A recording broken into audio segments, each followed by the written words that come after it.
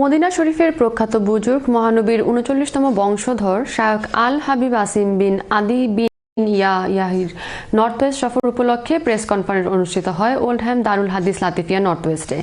বিস্তারিত জানাচ্ছেন আমাদের নর্থ ইংল্যান্ডের বিশেষ প্রতিনিধি সৈয়দ সাদেক আহমেদ। মদিনা শরীফের প্রখ্যাত বুজুর্গ মহানবী হযরত মুহাম্মদ সাল্লাল্লাহু আলাইহি ওয়াসাল্লামের ৩৯তম বংশধর শায়খ আল হাবিব আসিম বিন আদি বিন ইয়াহিয়ার নর্থ ওয়েস্ট সফর উপলক্ষে এক প্রেস কনফারেন্স অনুষ্ঠিত হয় ওল্ডহ্যামস্থ দারুল হাদিস লতিফিয়া নর্থ ওয়েস্টে।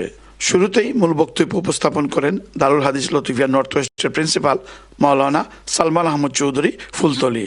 আঞ্জুমানে আল ইসলাহ গ্রেটার ম্যানচেস্টারের জেনারেল সেক্রেটারি মাওলানা খায়রুল হুদা খানের উপস্থাপনায় প্রেস কনফারেন্সে আরও বক্তব্য রাখেন সংগঠনের vice president Maulana Farhul Hasan Rutba, Darul Hadis Latifia north ওয়েস্টের chairman Abdul Musabbir MBE, Oldham central মসজিদের চেয়ারম্যান আব্দুল করিম এবং ম্যানচেস্টার শাহজালাল মসজিদের চেয়ারম্যান আনসার উদ্দিন। প্রেস কনফারেন্সে জানানো হয়, সফরের অংশ হিসাবে শায়খ আল হাবিব আসিম আগামী ২রা ফেব্রুয়ারি সোমবার শবে বরাতের রাতে ম্যানচেস্টারের শাহজালাল মসজিদে বাদ ইশা এবং ৩রা ফেব্রুয়ারি মঙ্গলবার ওল্ডহ্যাম সেন্ট্রাল মসজিদে বাদ ইশা দুটি বৃহৎ মাহফিলে প্রধান বক্তা হিসাবে বক্তব্য রাখবেন। মাহফিল সমূহে বয়ান আরবি ভাষায় প্রদান করা হবে, যার ইংরেজি অনুবাদ ও বাংলা সারসংক্ষেপ থাকবে।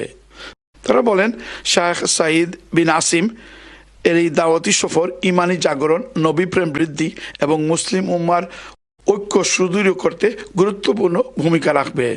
আলহামদুলিল্লাহ, আমরা নর্থ ওয়েস্টের মুসলমান কমিউনিটি অত্যন্ত আনন্দিত যে রসুল পাক সাল্লাল্লাহু আলাইহি সাল্লামের ৩৯তম বংশধর হাবিব আসিম আদি ইয়াহিয়া হাফিজাহুল্লাহ তাশরিফ আনছেন।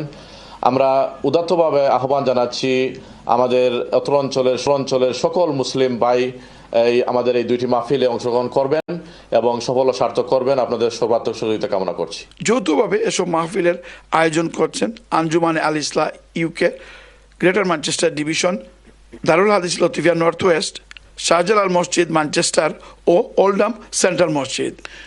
Syed Sadek Ahmed, channel S news, Oldham greater Manchester.